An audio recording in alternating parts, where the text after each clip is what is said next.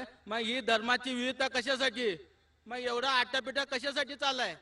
हेच धर्म व्हायला पाहिजे, तेच धर्म व्हायला पाहिजे. ईश्वराने एकच धर्म निर्माण केला असता ना. मग हे तुम्ही काय करता? ईश्वराचं जे काम आहे त्यांनी एकच जर इस्लाम धर्म हे केला असता तर हे विविधता आली नसती ना, आणि तुम्हाला प्रचार पण करायची वेळ आली नसती.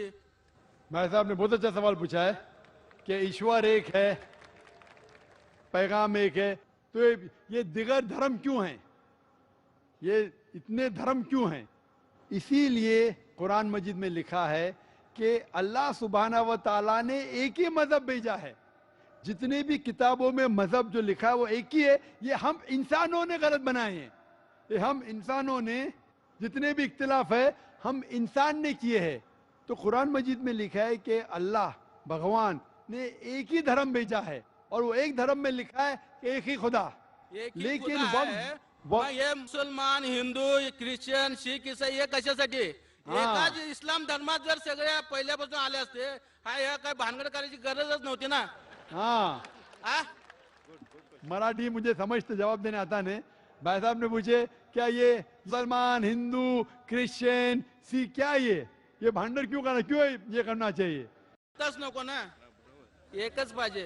एकता पाहिजे, तो एकता के लिए तकरीर तो हो रही है। नाही नाही नाही, एकच इसीलिए तो आज देवाने भांडर पहिलं हो रहा है, गड़बड़ हो रही है, इसीलिए तो तकरीर कर रहा हूँ। अगर भांडर नहीं होगा तकरीर क्यों करूंगा मैं? नाही, भांडण असं म्हणत नाही. देवाने इस्लाम धर्मात सगळ्यांना जन्माला घातलं असतं, हे आटापिटा झाला नसतं ना. हाँ, तो इसीलिए आप देखेंगे जो आप कह रहे हैं, हर किताब में लिखा हुआ है कि आप भगवान के पैगाम पे अमल करो। ये आप देखते हैं, मिसाल के तौर पे आप तहकीक करेंगे, आप कहेंगे कि आप पानी को वाटर क्यों बोलते? ये पानी, वाटर, जल क्या है? सिर्फ पानी कहो। हे सगळ्यांनी मानायला पाहिजे ना.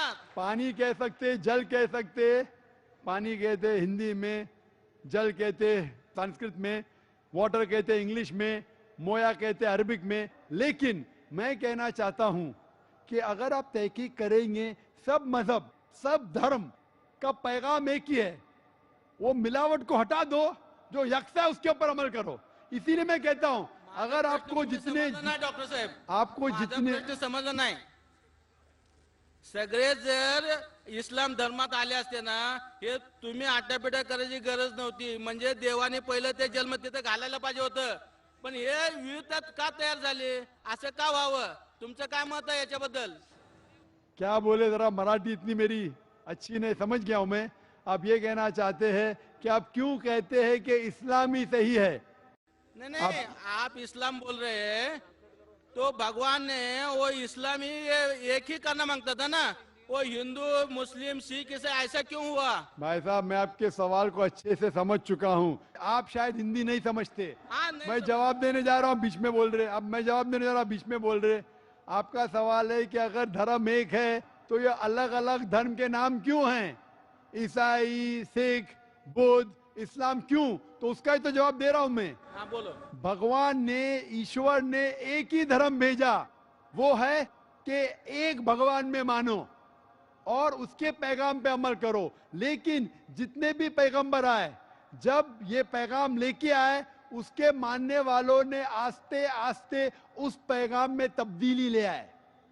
और आपके पहले एक भाई ने यही सवाल पूछा था, तो मैंने ये जवाब दिया था कि पैगाम तो सब पैगंबर का एक था कि भगवान एक है, ईश्वर एक है, और सिर्फ एक भगवान में मानना चाहिए। बुत परस्ती गलत है, भगवान का बुत नहीं बनाना चाहिए, भगवान ने बेटा नहीं जना। लेकिन वक्त जाने के वजह से इस पैगाम में तब्दीली आने लगी। जब तब्दीली आए तो भगवान ने दूसरे पैगंबर को भेजा, फिर तब्दीली आए, फिर पैगंबर भेजा। इस तरीके से 1,24,000 पैगंबर इस धरती पे आए, और जितने भी पैगंबर आए वो सिर्फ अपने लोग को सही रास्ता दिखाने के लिए आए। और आखिरी पैगंबर से मोहम्मद सल्लल्लाहु अलैहि वसल्लम। तो मैं ये कहता हूं आपसे, अगर इख्तिलाफ है तो मैं ये कहता हूं कि जो यकसा है सारे मजहब की किताबों में, कम से कम उस पे तो अमल करो।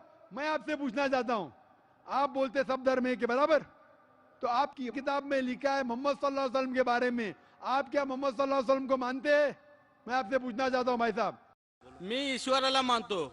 बिल्कुल सही. आपके किताब में भविष्य पुराना पर्व 3 खंड 3 अध्याय 3 श्लोका 5 से 8, भविष्य पुराना पर्व 3 खंड 3 अध्याय 3 श्लोका 10 से 27, यजुर्वेद चैप्टर 21, ये सब रेफरेंसेस दे रहा हूं मैं. यजुर्वेद के अंदर लिखा है, सर्ववेद में लिखा है, ऋग्वेद में लिखा है, सब में लिखा है. आप अगर उपनिषद पढ़ेंगे. पुराणाची सुद्धा मतिगुंग झालेली आहे. त्याच्या पुढचं मी सांगतो.